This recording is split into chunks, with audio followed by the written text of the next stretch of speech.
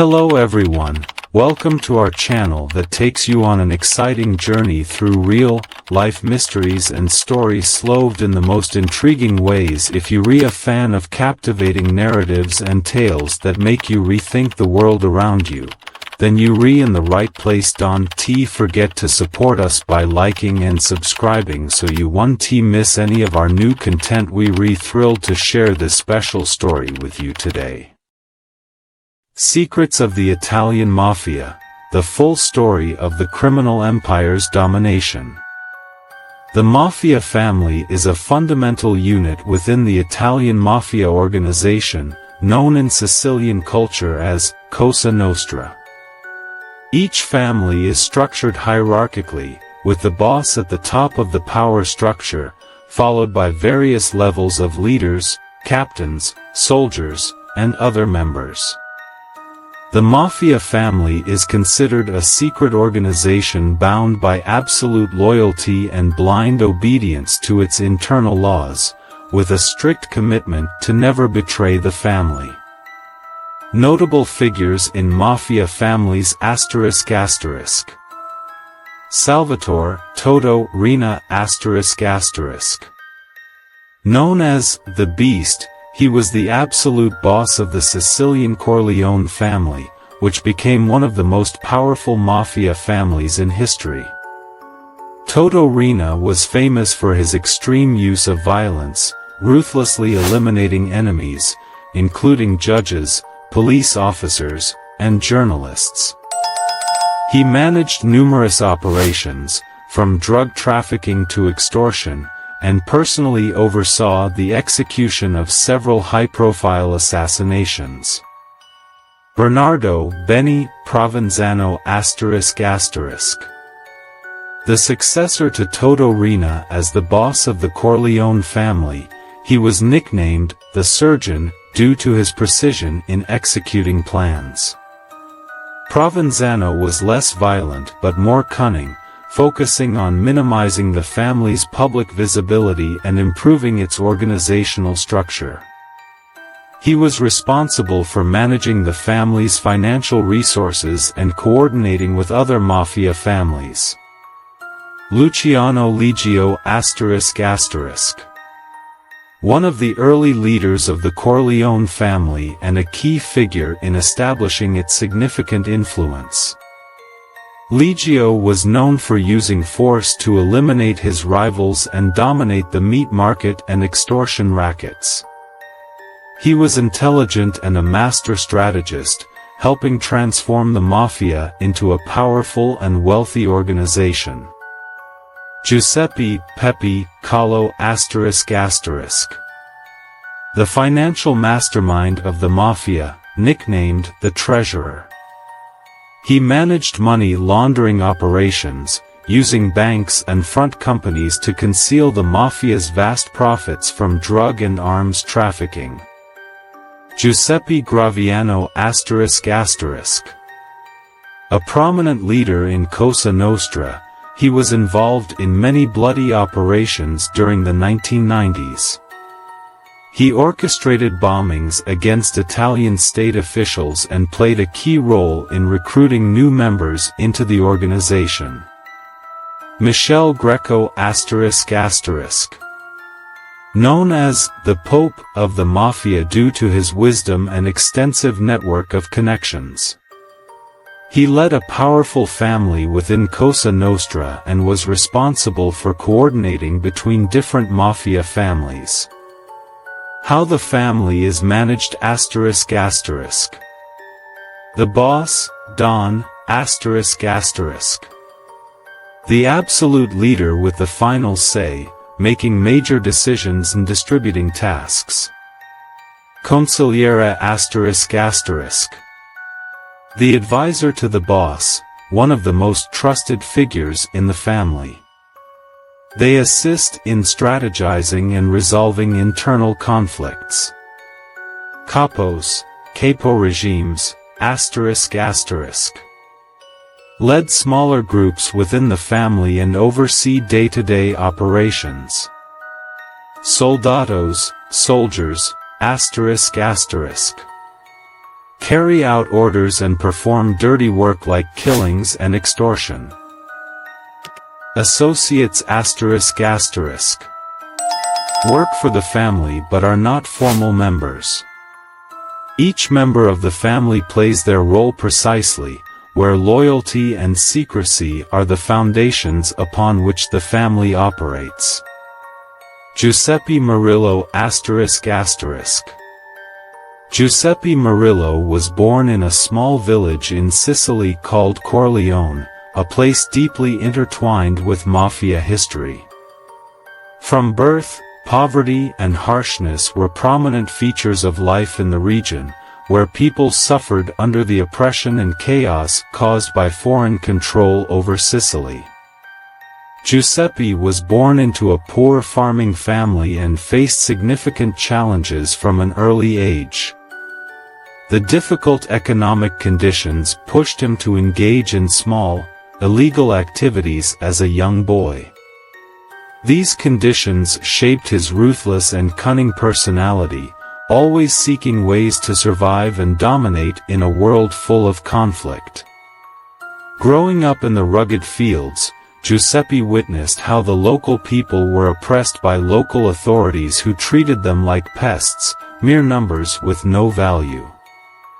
This brutality planted a seed of revenge in his heart.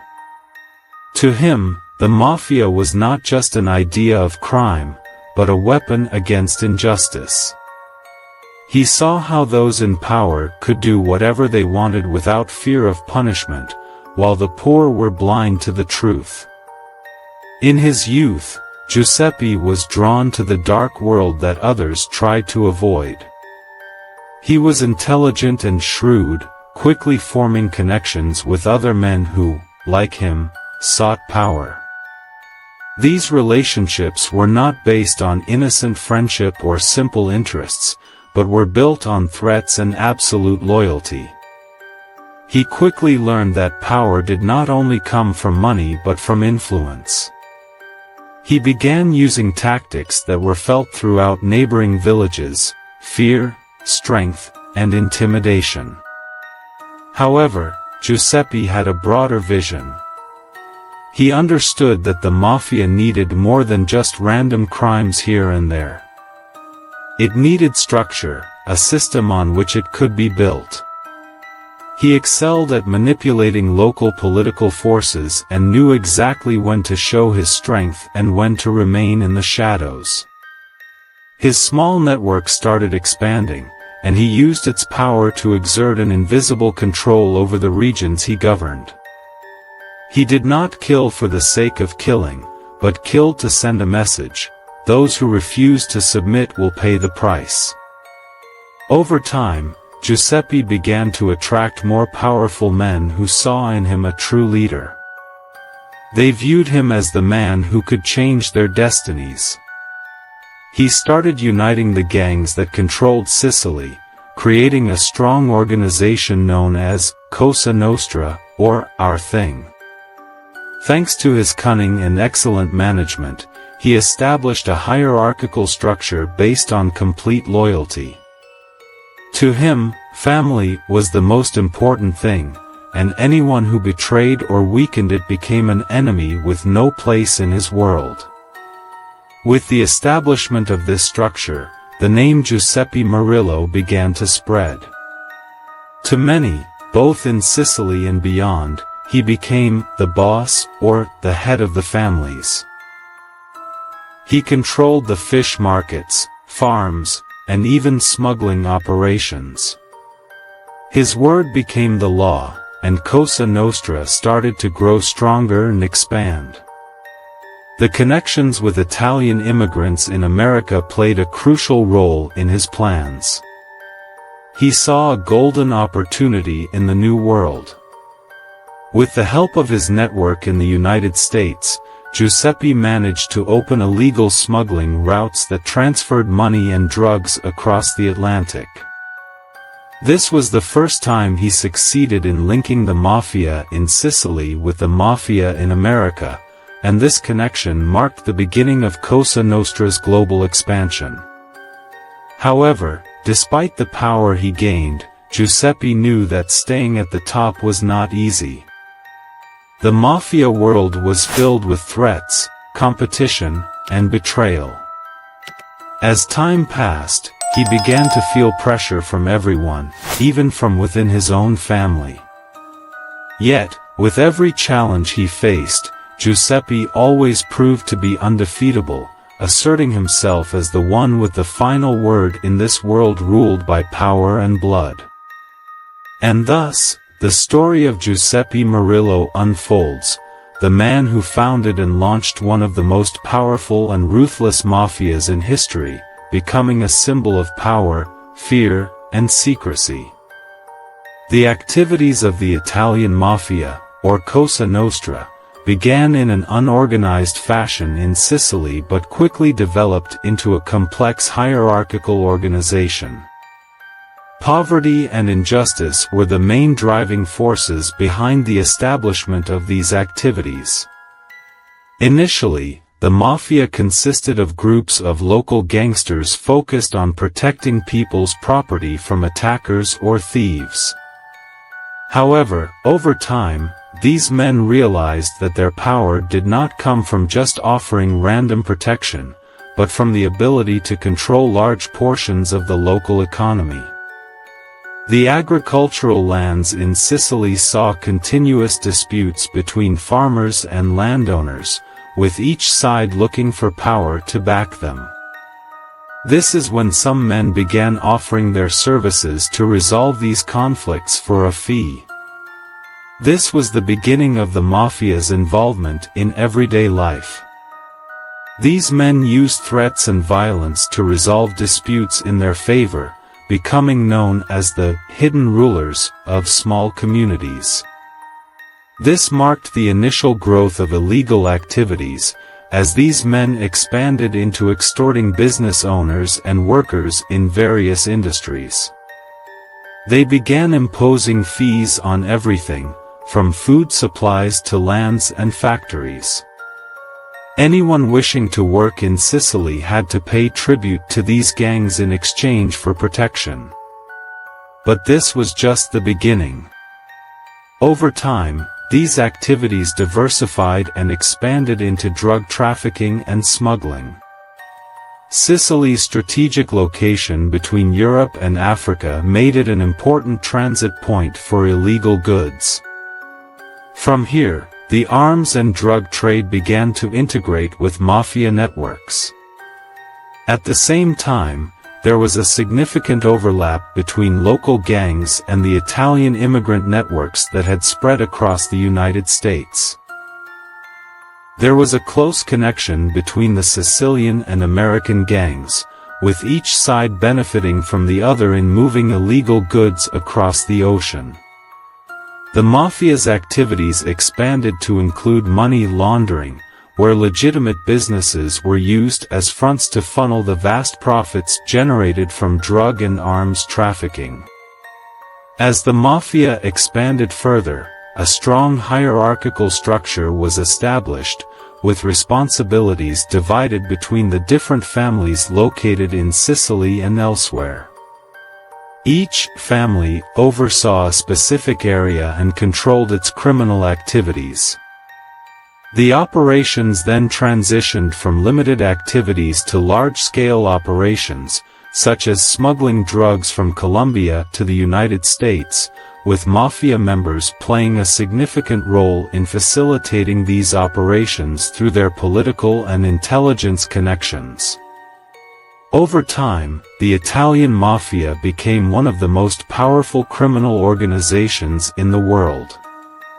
Its operations were conducted under a veil of secrecy, making it difficult for any individual or legal entity to touch these activities easily.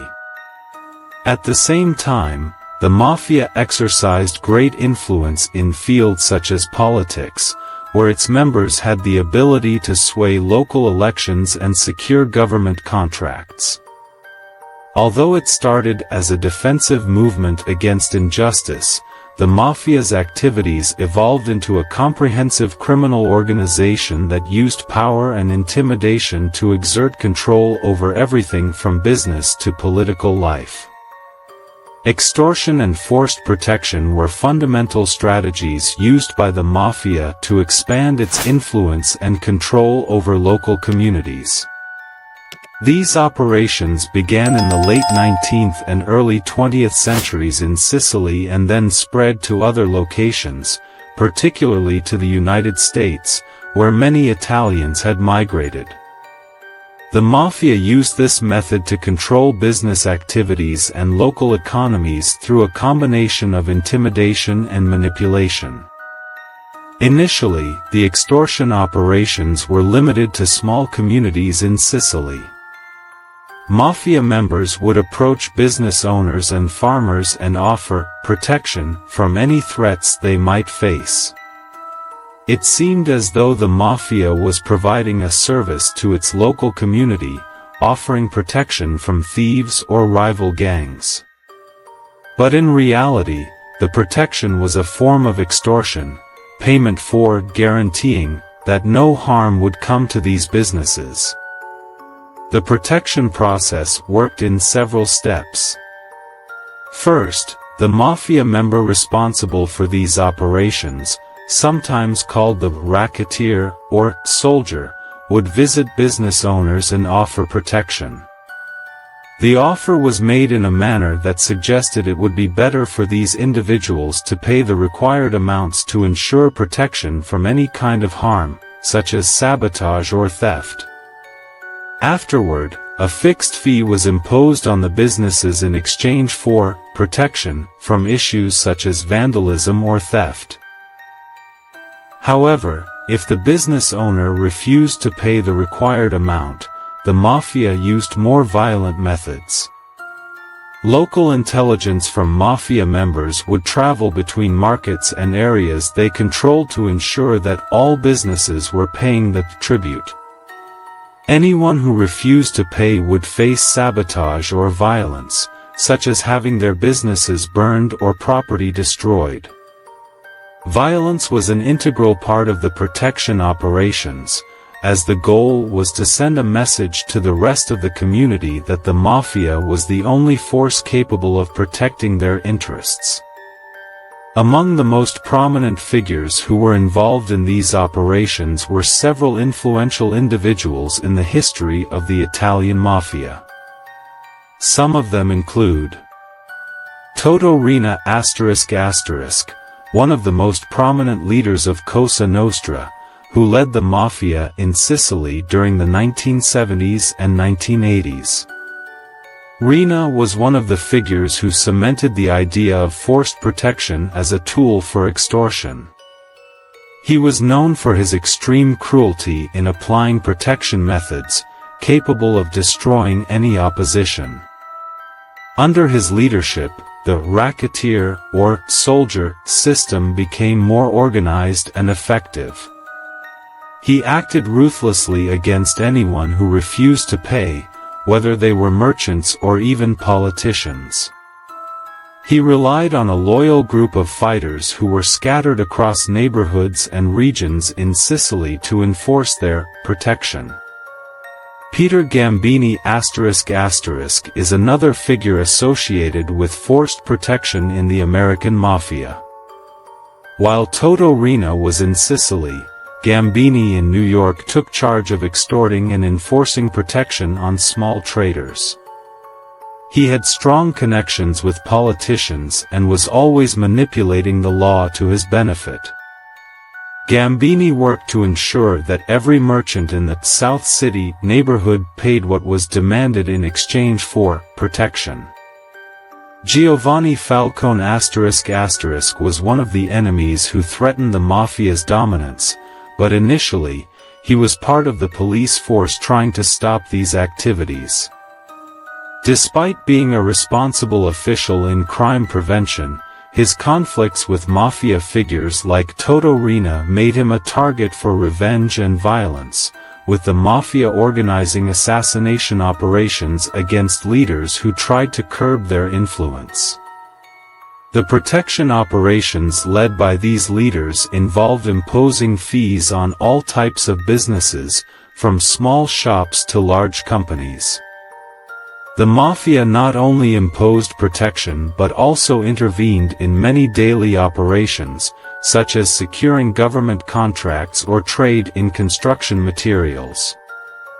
As this type of activity expanded, the Mafia also entered sectors that were previously considered outside their operations, like taking control of the construction industry by imposing illegal fees on contractors and investors. These activities represented a characteristic of forced protection. They were not limited to small businesses but included huge sectors of the economy. Anyone who opposed or refused to pay the protection fees was considered to put themselves in danger, not only from the Mafia but from the entire community, which had become steeped in fear and threats imposed by the Mafia. Drug trafficking. Drug trafficking was one of the most important sources of income for the Italian Mafia, especially Cosa Nostra, which began controlling this field since the mid-20th century. This trade required a complex network of operations to smuggle drugs from producing countries to major markets like the United States and Europe. The Mafia's role in this activity involved all aspects of the trade, from production to distribution, with secret networks built through loyal clients and international criminal organizations. The process usually began in drug-producing countries like Colombia, Mexico, and Afghanistan, which are among the largest exporters of cocaine and heroin. The smugglers involved in these operations used sophisticated methods to transport drugs into Europe and America. The Italian Mafia was in constant contact with these farmers and producers, who supplied the raw materials for drug production. Mafia members working in these networks collaborated with international dealers to ensure the drugs were smuggled without being detected by authorities. The drug smuggling process often occurred through maritime ports, planes, or even trucks used to move the materials from one place to another. The Italian Mafia used ports in Sicily and Calabria to store and smuggle the drugs. Special ships were used to transport large quantities of drugs across the Mediterranean Sea to various European countries, where the shipment was divided and distributed to local dealers. Sometimes, private planes were used to quickly transport drugs to North or South America, especially from Colombia, the main source of cocaine. Mafia members working in drug trafficking were highly organized. Roles were clearly defined, with bosses overseeing smuggling operations in each region, and smugglers using secret routes to move drugs across borders. There were also specialized groups called soldiers or military men responsible for protection, guarding shipments, and ensuring they reached their final destinations without issues. The individuals responsible for these operations ranged from local leaders to members of prominent mafia families. One of the most notable figures involved in the Italian mafia's drug trade was Toto Riina, who oversaw numerous drug trafficking operations from Sicily to the United States and Europe. He coordinated with major international traffickers, such as the Colombians, who supplied cocaine to the European market. Riina did not hesitate to use extreme violence to ensure smooth trafficking operations and employed a network of operatives within ports and airports to prevent detection by authorities. Another key figure was Giovanni Falcone, a member of the famous Sicilian mafia family, who financed and coordinated drug trafficking operations to the United States. He collaborated with traffickers from Mexico and Colombia to ensure the drugs reached markets in New York and Chicago, supervising local distributors who sold cocaine and heroin on the streets of these cities. The laundering phase of these operations was crucial once the drugs reached their final destinations. The Mafia used legitimate businesses, such as money laundering. Money laundering was a vital part of the financial operations the Mafia relied on to cover their illicit profits and legitimize them. Money laundering involved converting the proceeds from criminal activities, such as drug trafficking, extortion, or contract killings, into money that appeared legal and could be freely used without raising suspicion from authorities or financial institutions. Initially, the Mafia relied on a network of legitimate businesses that acted as fronts for money laundering operations. Prominent businesses involved in this process included hotels, restaurants, and small stores that handled large amounts of cash daily. These businesses would receive funds from criminal activities and then report the money as legitimate income from normal business operations. For instance, a restaurant run by a Mafia member would register payments for food and service as real income, even though the money originated from illegal activities. These funds were deposited into the company's bank accounts and later used for legal business activities, making it difficult for authorities to trace. As money laundering operations evolved, more sophisticated methods were employed. For example, money was exchanged across borders using global financial networks.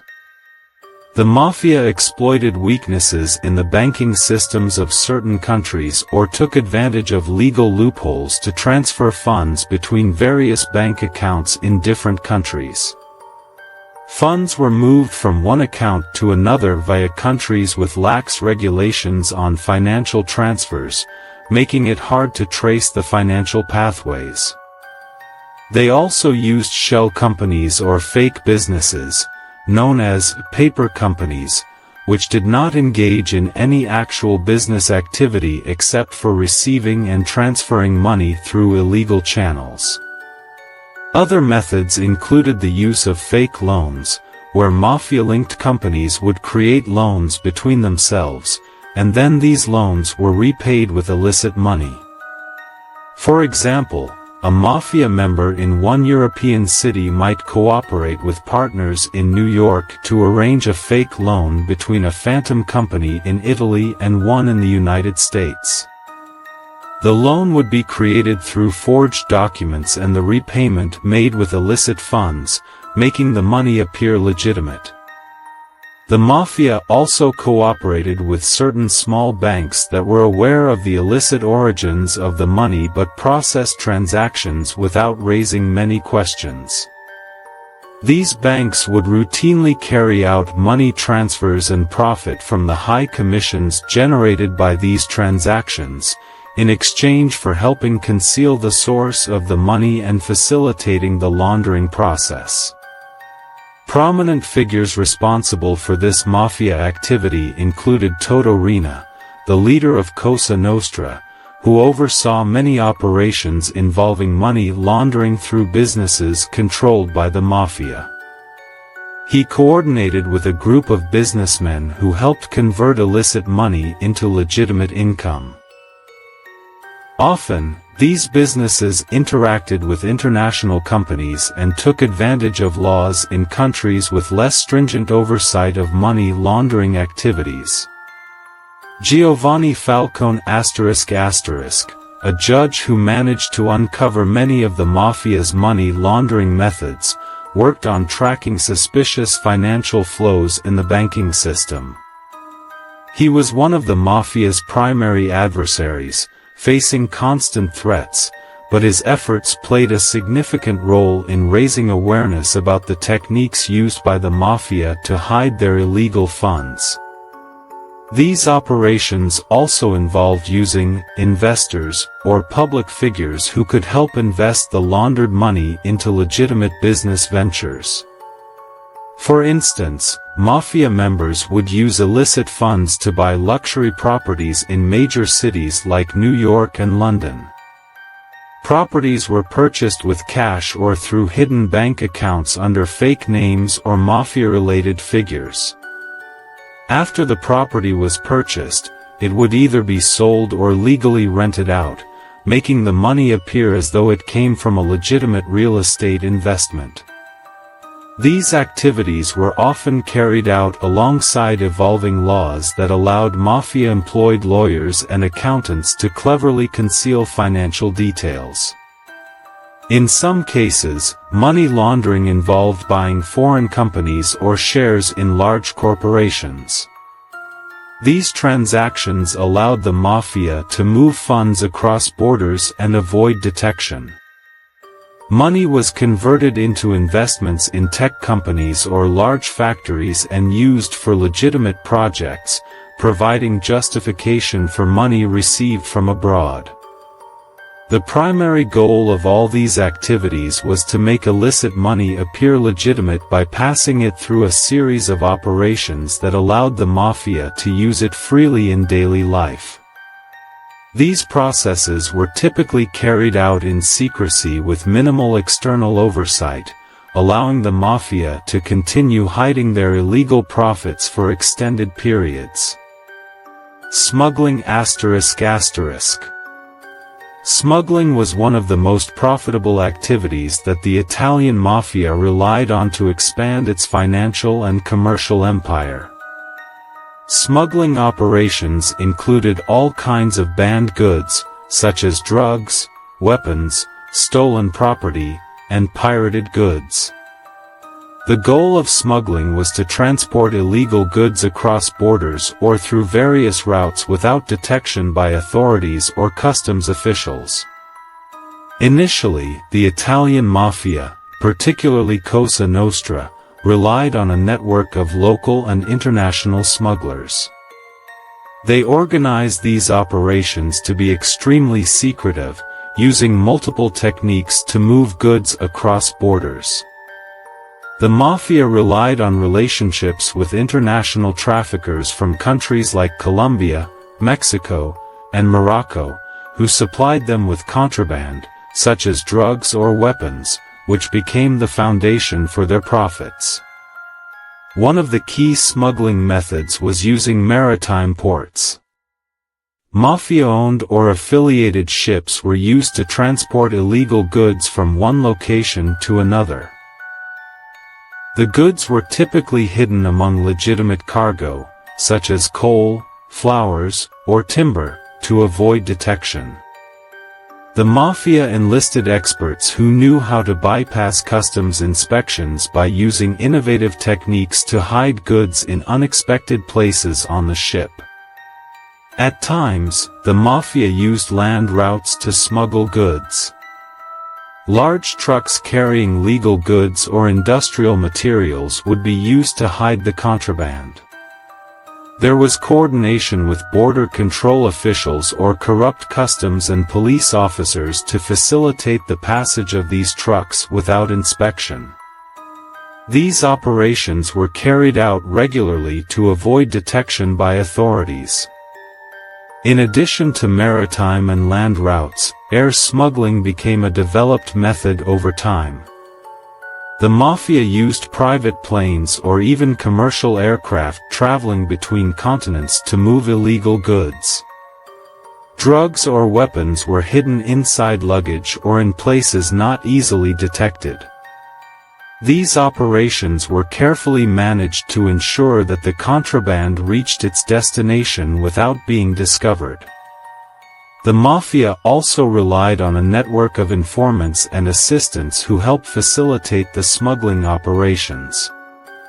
These individuals knew how to hide and transport goods across borders without raising suspicion.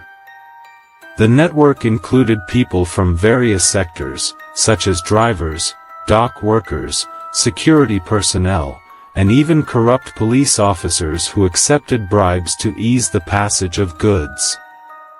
At the head of these operations was leaders like Toto Riina, who coordinated all smuggling activities under his supervision. Riina was one of the most prominent figures linked to the planning and direction of drug smuggling operations from Colombia to Europe and the United States. He was also involved in arms smuggling, with Sicily being a major hub for trafficking weapons to countries in the Middle East and Europe. Rina supervised a group of trained individuals skilled in complex smuggling operations, distributing tasks based on their expertise.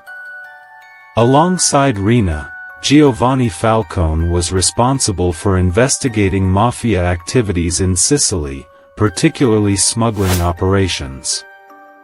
Though he was a primary enemy of the Mafia and constantly faced threats, he succeeded in gathering information on the smuggling routes used by the Mafia.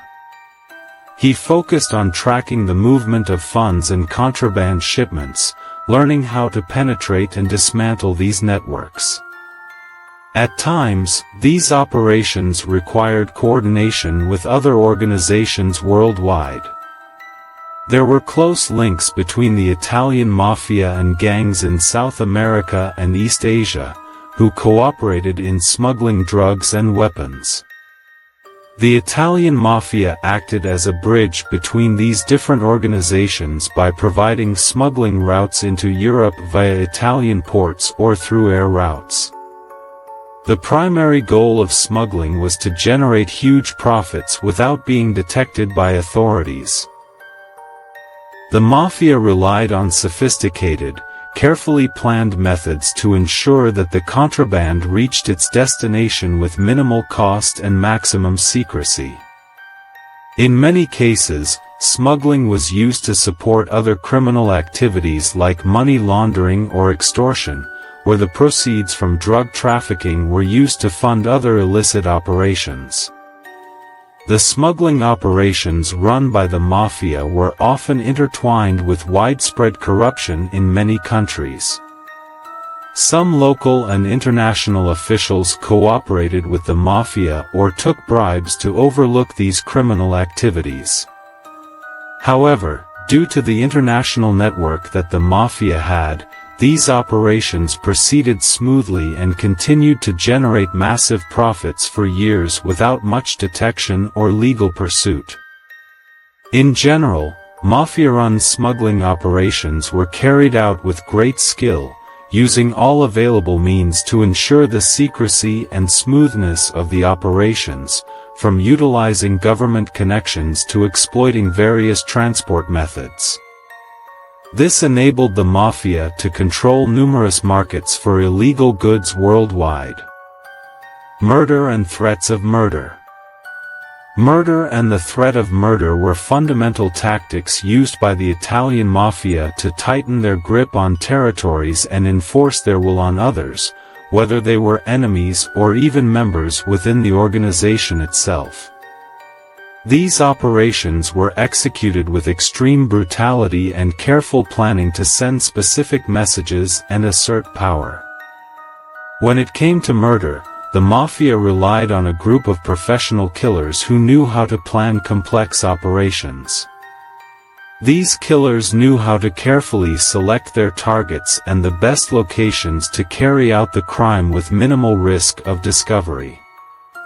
The victims were typically either Mafia enemies, such as police officers or competitors in the crime world, or even members of the Mafia who had broken family rules or betrayed trust. Murders were usually carried out after careful surveillance. The Mafia would gather information on the victims' whereabouts and daily habits. The time and place were chosen with precision to ensure that the operation would be carried out with minimal risk. For example, the killers would wait for the right moment when the victim was in an isolated location or when there were no surveillance cameras or witnesses to the crime. The weapons used ranged from pistols to automatic rifles, depending on the situation. In many cases, the operations were executed with extreme speed and without leaving any trace. After the murder was carried out, the killers would return to their locations as quickly as possible to avoid detection. Sometimes, the Mafia used tactics such as changing clothes or using unmarked vehicles to confuse investigations. However, the Mafia always had a well-prepared escape plan for any murder operation. As for the threat of murder, it was used to terrorize Mafia opponents or warn them against rebellion or attempts at betrayal. Threats were often made through written messages or phone calls. The messages sometimes included phrases like, "We'll kill you if you don't do this," or, "You're the next target if you don't comply." Indirect threats were also used, such as showing a picture of a previous victim or sending part of another victim's body along with a warning message to instill fear in the intended target. The harshest methods of threat involved sending trusted individuals from within the organization to the victim's home or workplace to deliver the warning personally. These individuals were usually known Mafia family members, recognized for their power and violence. They would invade places frequented by the victim and speak directly with them, making it clear that they had to change their behavior or stop actions that harmed the Mafia's interests. If the target did not comply, murder was the next step. Among the individuals who played a central role in carrying out these Mafia operations was Toto Riina, one of the most prominent leaders who used murder and threats as a means of asserting control and order.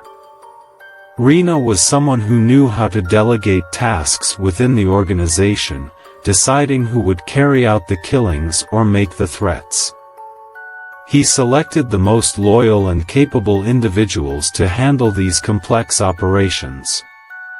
Giuseppe Graviano *** was another notable figure involved in many of the murders and death threats within Cosa Nostra. Graviano was known for having a vast network of professional killers who worked under his command, often used to execute punishments against those who betrayed the family or challenged its authority. Additionally, there was a group of soldiers within the Mafia who were trained to use violence in the most effective ways. These soldiers were part of the hierarchical structure of Cosa Nostra and were responsible for executing orders in the field.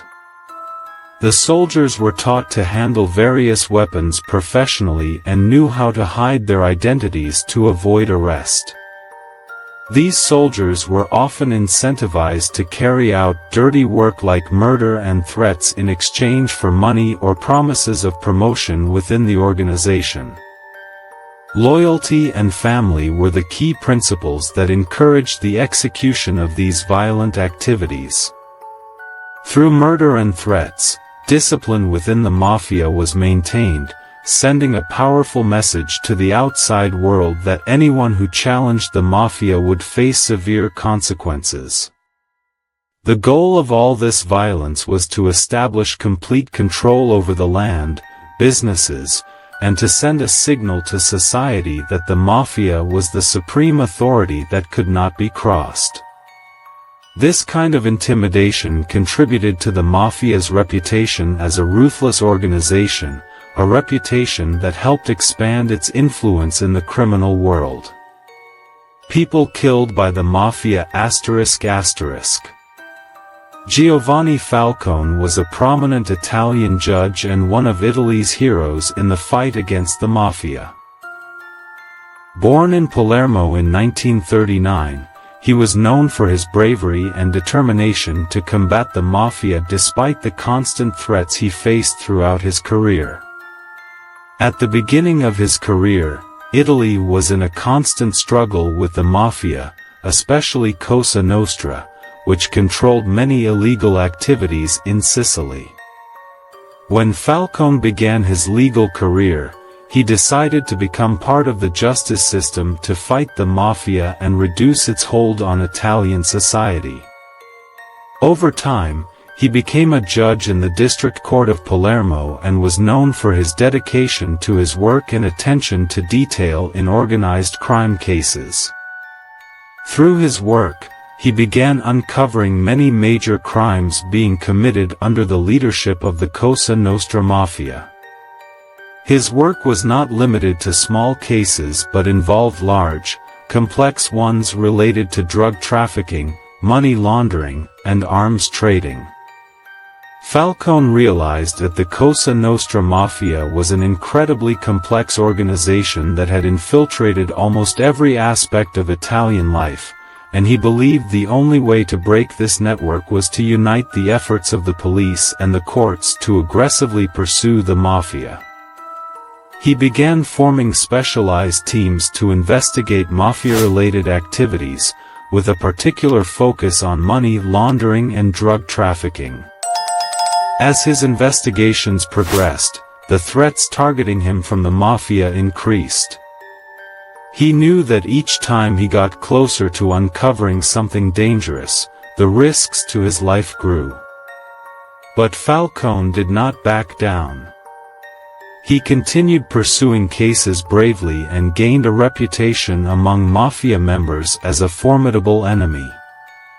Prominent Cosa Nostra leaders, like Toto Riina, saw him as a serious threat that had to be eliminated by any means necessary.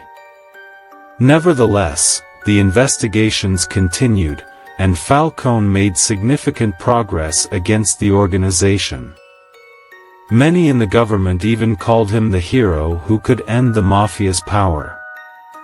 Falcone knew that his life was at risk because of his work, so he was surrounded by a team of personal bodyguards who accompanied him everywhere.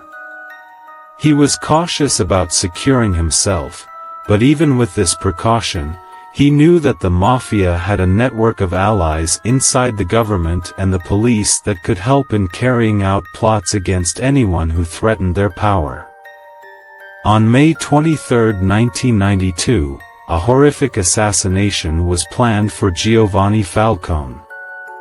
He was traveling from Palermo to Rome after a long day of work, accompanied by his wife and his security team. As he was on the highway near the town of Capella, Mafia members planted a bomb under the road he was about to take. This explosion was part of a larger plan to trap Falcone. The attack was carefully coordinated, with the car he was traveling in heading toward the location of the bomb. As the car approached the site where the bomb was planted, it was detonated remotely. The explosion was massive, completely destroying the car and killing Giovanni Falcone, his wife, and his bodyguards. The moment was horrifying, as the car was shattered in a way that left no chance for survival. The news spread quickly throughout Italy, and everyone was in shock. Giovanni Falcone was killed in this brutal manner by the Mafia in an attempt to silence him and stop his investigations from undermining their power. This attack was not just an ordinary assassination, it was a stark warning to anyone seeking to fight the Mafia in Italy. It was a clear message from Cosa Nostra that no one could stand against them without paying the price. Although the killing succeeded in eliminating Falcone, its effect was the opposite. It sparked a wave of anger and condemnation throughout Italy and the world. The Italian public and government began to take stronger steps against the Mafia, intensifying efforts to dismantle their networks. The murder of Giovanni Falcone was one of the most impactful events in Italy's history in the fight against the Mafia, but his sacrifices were not in vain. His name became a symbol of resistance against organized crime, and his death led to the intensification of campaigns to combat the Mafia, including the establishment of specialized units to target them and the implementation of stricter laws against their crimes. Giovanni Falcone eventually became a symbol of justice and courage, and Italy witnessed significant changes in its fight against organized crime after his death. Paolo Borsellino. Paolo Borsellino was another prominent figure in Italy's fight against the Mafia. Born in Naples in 1941, he was an officer in the Italian police force. Due to his persistence and courage in battling organized crime, Borsellino became widely known across Italy for his major work in targeting the Mafia, especially Cosa Nostra. He was considered a key figure in fighting criminal activities in southern Italy. He dedicated his life to battling the Mafia and curbing its power in Italian communities. Since the beginning of his career in the police, Borsellino proved himself to be an experienced and strict officer. He handled complex criminal cases related to the Mafia and organized crime, and over time, became one of the Mafia's most formidable enemies in Italy. Cosa Nostra's criminal activities were widespread at that time, and the Mafia had significant influence in many Italian cities, but Borsellino was determined to pursue them by all means possible. He led specialized teams in Mafia investigations and was known for his ability to dismantle the complex networks that profited greatly from criminal activities like drugs, extortion, and smuggling. Through his hard work, Borsellino began uncovering many secret operations controlled by the Mafia and gathered substantial evidence that implicated major Mafia leaders. However, with every step he took toward success, he faced ongoing threats to his life.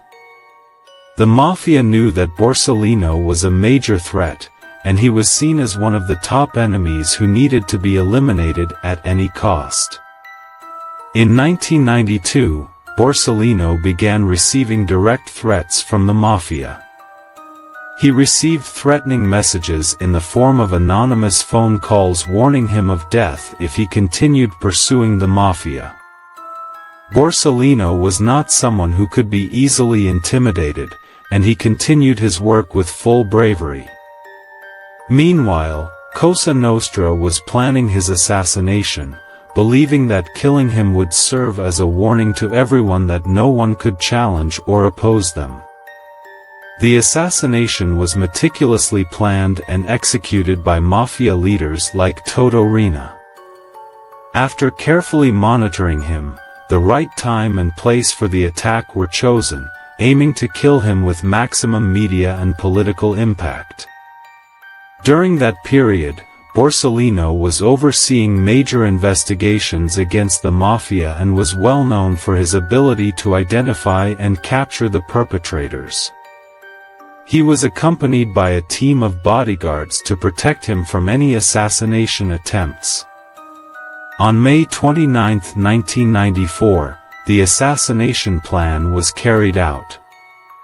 Borsellino was on his way to his office in Rome after a long day at work. At that moment, an ambush was set up for him on one of the main streets. The attackers were equipped with advanced vehicles and firearms to ensure the success of the operation. As Borsellino was in his car heading toward his office, his car was ambushed by gunfire from a group of gunmen who had hidden in a dark area. Borsellino had no chance to escape from this sudden attack. The gunfire was so intense that the car was completely destroyed, and Borsellino fell dead at the scene. Borsellino's assassination was a well-coordinated and carefully executed operation by the Mafia. The location of the attack was chosen to be far from the authorities' reach and to ensure that the murder would be carried out without immediate police intervention. After the operation was completed, the attackers quickly disappeared, making it impossible to track them at that moment. The murder of Paolo Borsellino was a major shock in Italy. His death was considered a declaration of war by the Mafia against the judiciary and law enforcement agencies seeking justice. The assassination had a significant impact on the political and public scene in Italy, raising awareness of the Mafia's influence over the country's affairs. Although the Mafia's goal of silencing one of their most powerful enemies was achieved, the public response to Borsellino's death was unexpected. There was a wave of public anger in Italy against the Mafia, and intensified security and military campaigns were launched to combat organized crime. Borsellino's murder became a symbol of sacrifice and courage in the face of injustice, and it led to the continued fierce fight against the Mafia despite their numerous attempts to eliminate their opponents. Salvatore Toto Riina. Salvatore Toto Riina was one of the most dangerous and powerful Mafia bosses in Italy's history, regarded as the mastermind behind many of the criminal operations carried out by Cosa Nostra in Sicily and worldwide. Born in the small town of Corleone in Sicily in 1930, Riina came from a Mafia family with strong connections to the Sicilian Mafia for generations. From a young age, Riina displayed criminal tendencies, known for his violent life and strict adherence to Mafia codes. He began his involvement with organized crime at an early age and gained a significant reputation in the gang world due to his ability to carry out violent operations and his cunning in dealing with his enemies. Riina was able to rise to the top of Cosa Nostra after eliminating many of the Mafia's major leaders at the time, proving himself as a powerful figure no one could ignore.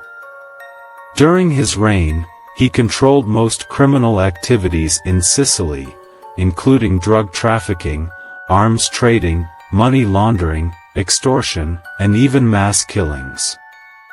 Under his leadership, Cosa Nostra became a more organized and powerful criminal entity in Italy. Riina showed no mercy to anyone who opposed him or threatened his power, often resorting to extreme cruelty against his rivals, whether from within the organization or outside it. In the late 1970s and early 1980s, Riina carried out a series of bloody assassinations against police officers, judges, and journalists who were trying to fight the Mafia. Among his victims were judges Giovanni Falcone and Paolo Borsellino, who were considered some of the most prominent figures challenging his authority and the power of Cosa Nostra. Despite all these brutal acts, Riina remained in the shadows for a long time, adept at concealing himself and carrying out assassinations without being exposed. By the 1990s, Toto Riina had become the most prominent figure in the Mafia, and the Italian police and judiciary began to intensify their efforts to capture him. However, Riina managed to avoid capture time and again due to his extreme caution and secretive lifestyle. All attempts to arrest him failed because of his network of supporters and helpers scattered from Sicily to Milan and even abroad. He relied heavily on personal security and advanced technology that helped him stay out of sight of the authorities. As pressure mounted on him from the Italian police, Riina began fearing that his reign was coming to an end. He decided to continue his violent leadership despite the threats he faced. In 1993, Cosa Nostra committed one of Italy's largest terrorist acts, carrying out a series of bombings in Milan, Rome, and Verona. The goal of these bombings was to send a message to the Italian government that the Mafia still controlled the country and that any attempt to reduce its power would be met with force.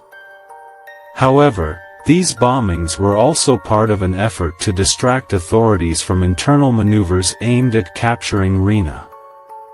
A team of Italian investigators, led by judges Giovanni Falcone and Paolo Borsellino, managed to gather substantial evidence pointing to Toto Riina's involvement in numerous criminal operations. However, at the same time, the Mafia continued to protect its boss by all possible means, including bribing government officials and carrying out assassinations of judges investigating Mafia-related cases. In 1993, after a series of intense investigations, the Italian security forces began closing in on Toto Riina. However, the Mafia was always vigilant, quickly hiding him when the police got close. That year, Riina was finally captured after a minor mistake in the communication system among his associates. He was in the process of moving from one hideout to another when his location was identified. On January 15, 1993, Toto Riina was arrested in Palermo after years of evading capture. He was taken to prison, where he was tried for various charges, including murder, trafficking, and money laundering.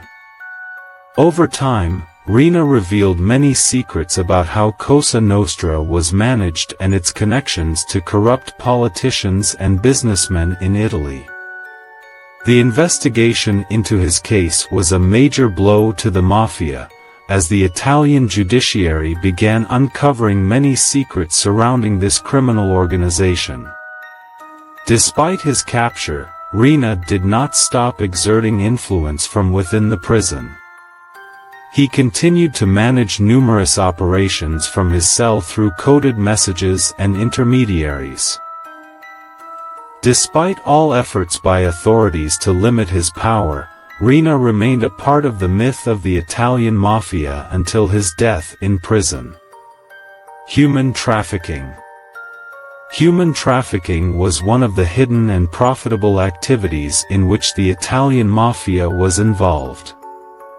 These operations were carried out in utmost secrecy, with the Mafia relying on a complex network of collaborators worldwide to execute them. The Mafia typically targeted vulnerable individuals, such as illegal immigrants or those in financial distress, using various methods to deceive these individuals into believing they would have a better life or job opportunities abroad. Through false promises of employment in Western countries or more developed regions, the Mafia lured victims into their network. Once convinced, they would be smuggled across borders illegally using various trafficking methods, such as overcrowded transport vehicles or fake documents. In some cases, the Mafia would place victims in harsh conditions inside secret hideouts or illegal housing in foreign countries, where they were forced to work in inhumane conditions. The human traffickers included fake businessmen, unscrupulous traders, or even Mafia agents acting as intermediaries between the victims and larger networks. These intermediaries knew how to conceal the operations and make them appear legitimate or part of other legal enterprises. They were responsible for gathering victims, organizing their transportation, and ensuring they arrived at the places where they would be exploited. The Mafia also ran a network of facilities to receive the victims upon arrival, where they were forced to work in various industries, such as prostitution, forced labor in factories or agriculture, and even businesses requiring unpaid labor. These industries profited from the victims' free or almost free labor, depriving them of basic rights. Exploiting individuals or businesses using forced labor was a crucial part of the Mafia's human trafficking activities. These exploiters knew how to remain silent and stay out of the authorities' sight, using the Mafia to protect their interests. The Mafia ensured that the victims remained under their control through threats of violence or psychological manipulation, making it difficult for them to escape or seek help. Notable figures involved in human trafficking operations in the Mafia included key leaders like Toto Riina. Riina was known for his ability to organize complex networks and profit from the exploitation of humans. He relied on a group of trained individuals who ran these operations meticulously, ensuring they remained hidden under the guise of legitimate businesses. Alongside Riina, individuals like Giuseppe Graviano oversaw human trafficking operations. Graviano had an extensive network of clients and assistants who coordinated the trafficking and monitored the transportation of victims. These activities were coordinated among various mafia families in Italy and around the world, making it difficult for authorities to track these networks and apprehend those involved. The mafia also relied on a network of soldiers who carried out the orders on the ground. These soldiers were often young individuals recruited early in life, who were fiercely loyal to the family. They were trained on how to deal with victims and keep them in secret locations until they were exploited. The ultimate goal of human trafficking for the mafia was not only to exploit forced labor or prostitution but also to maintain power and influence within society, ensuring that major criminal networks continued to expand and remain active. These activities contributed to building the mafia's reputation as an unforgiving institution, sending the clear message that any weak or vulnerable person could be exploited under the mafia systems. Corruption and bribery. Corruption and bribery were essential elements in the methods used by the Italian mafia to maintain control over territories and ensure smooth operations of their criminal activities. These processes took place through a network of complex relationships between mafia members and officials in various governmental, legal, and commercial institutions. Bribes were used as a key tool to buy loyalty and influence decisions in favor of the mafia. Corruption typically began when mafia members needed legal or economic favors from government officials, police officers, or even judges. The mafia knew how to identify key individuals in the system and directed money or valuable gifts to them in exchange for specific services. Bribes were delivered covertly, often in private places like restaurants or hotels, or through intermediaries who ensured the process remained secret. The officials dealing with the mafia were often in sensitive positions, such as law enforcement, the judiciary, municipal authorities, or even local government officials. These individuals sometimes received large sums of money from the mafia in exchange for protecting their interests and, in some cases, even participating in criminal activities. The mafia worked to establish strong relationships with these individuals through regular bribe payments, ensuring they would provide continuous support.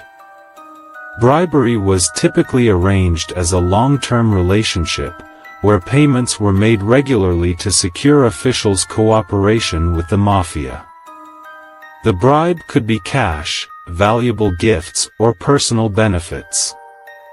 In some cases, the mafia would offer comfortable jobs or profitable investment opportunities in the projects they ran.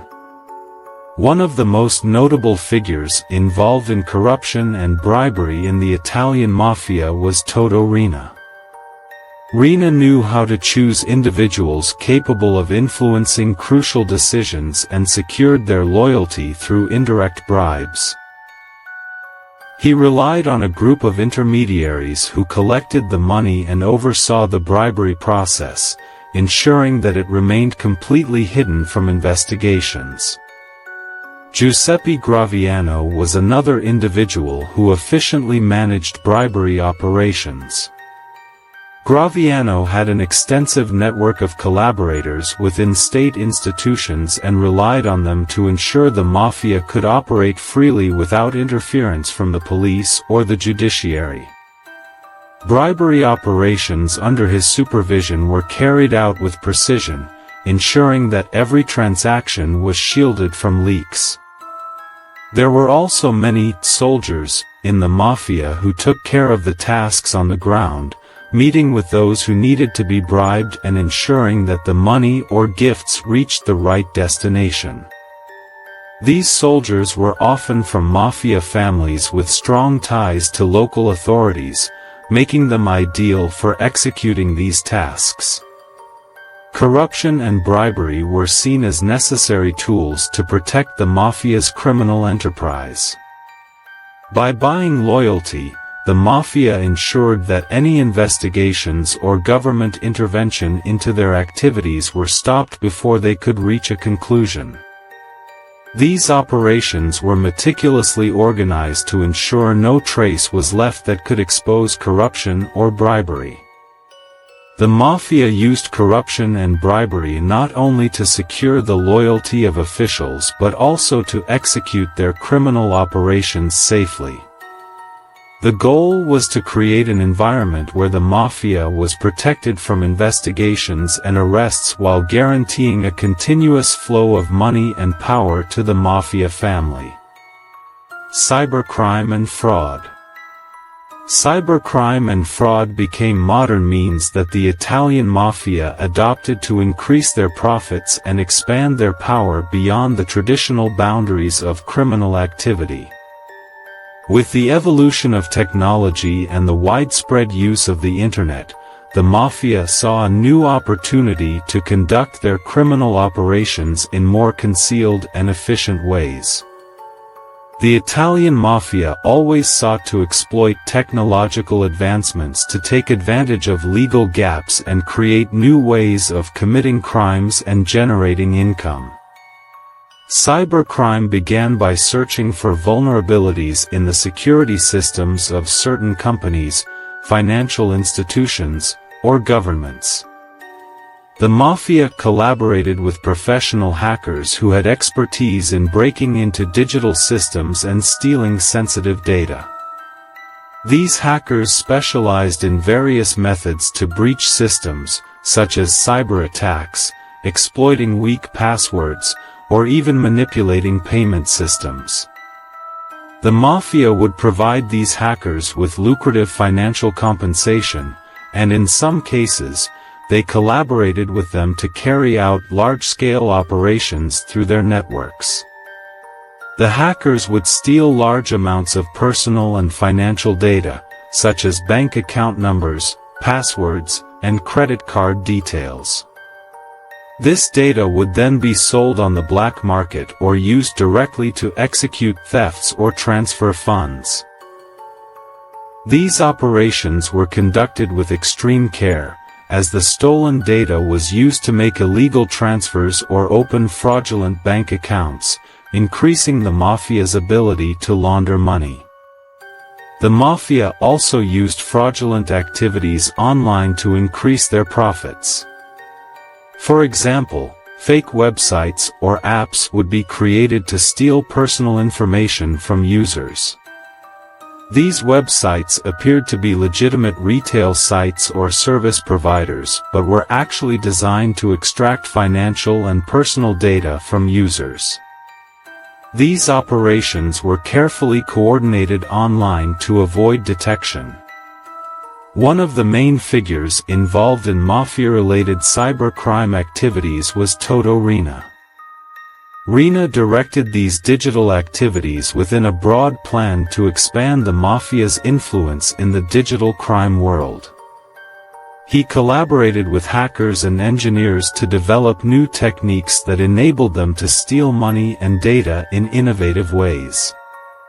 Giuseppe Graviano was also a prominent figure in this field, overseeing fraud operations aimed at stealing money from financial institutions. Graviano used a vast network of collaborators in the online world to expand his activities in cybercrime and fraud. In addition, there was a group of soldiers who specialized in gathering stolen funds online or carrying out fraud operations directly on the web. These soldiers had a good understanding of programming and digital techniques, making them ideal for carrying out operations with the highest level of secrecy and effectiveness.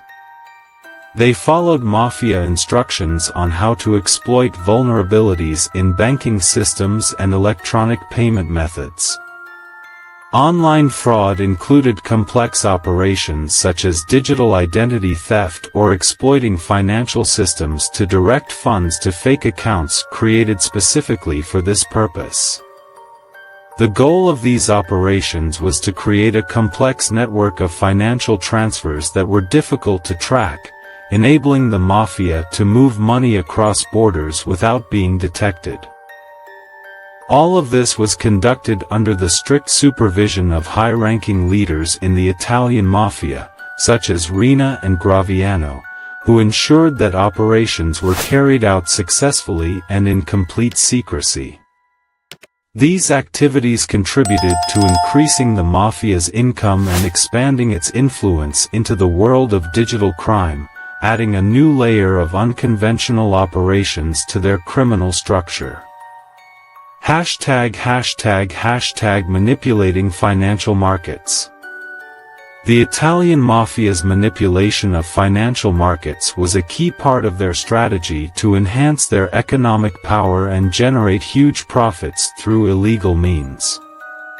These operations often involved exploiting loopholes in global financial markets to gain illicit profits through complex financial instruments or by manipulating prices and controlling money flows.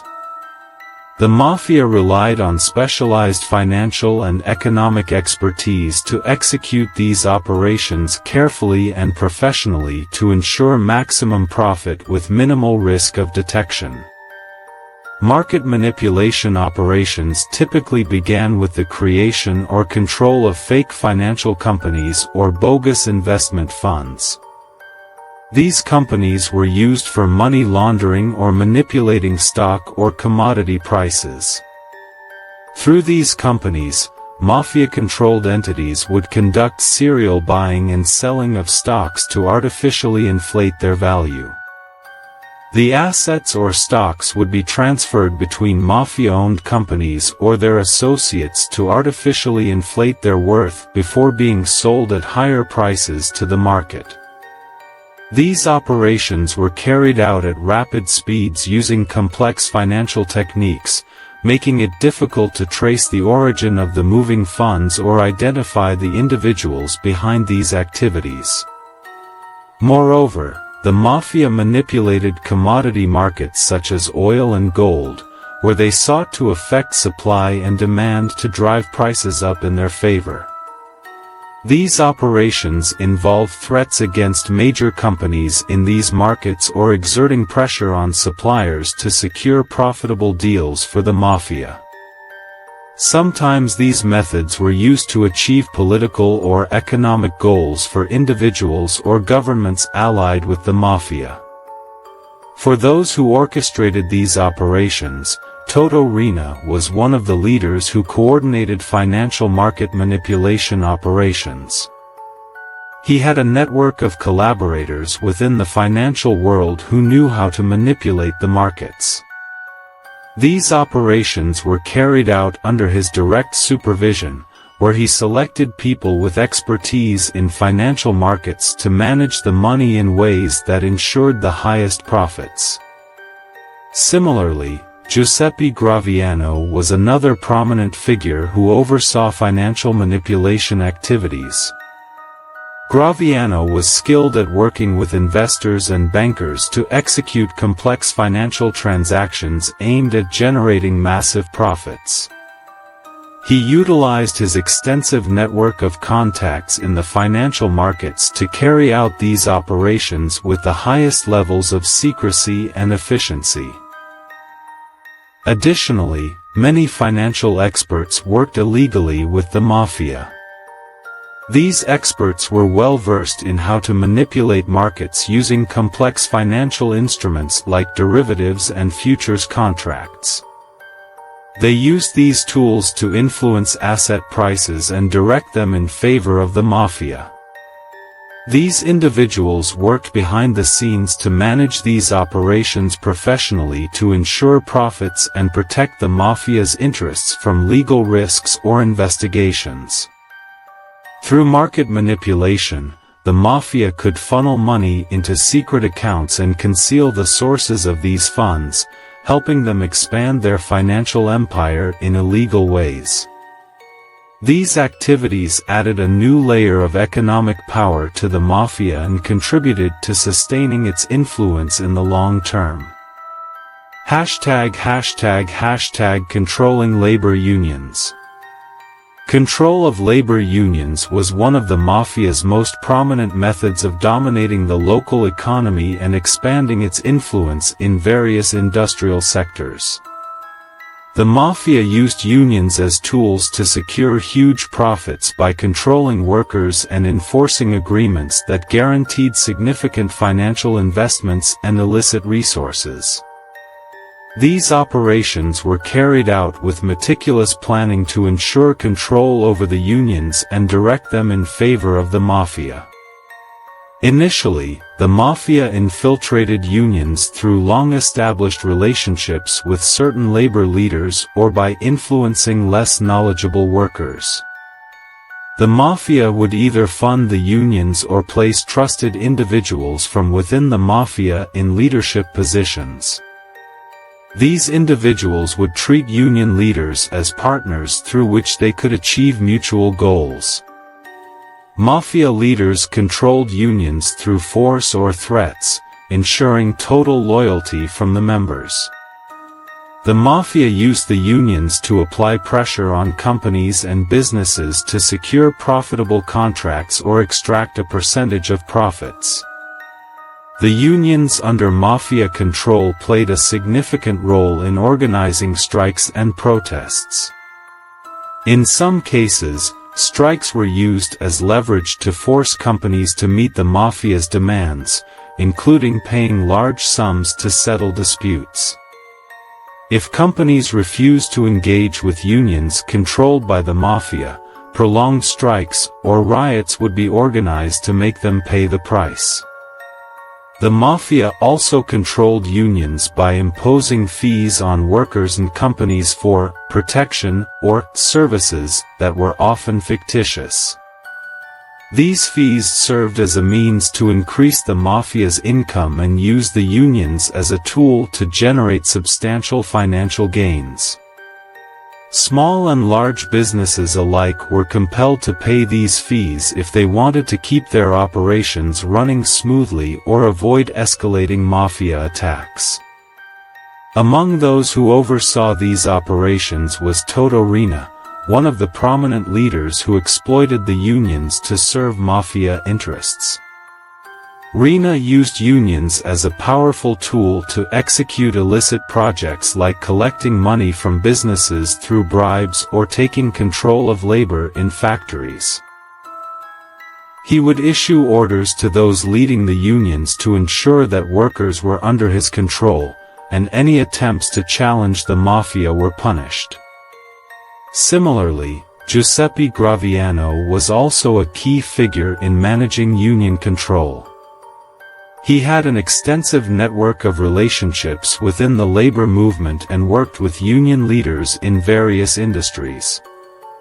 Graviano directed the unions to work in alignment with Mafia interests and ensured that anyone who opposed these directives was met with threats or penalties. Unions under Mafia control played a central role in manipulating the local economy. Through strikes and disruptive collective actions, the Mafia created chaos in markets and factories, pressuring major companies to pay large sums to avoid losses or attacks on their property.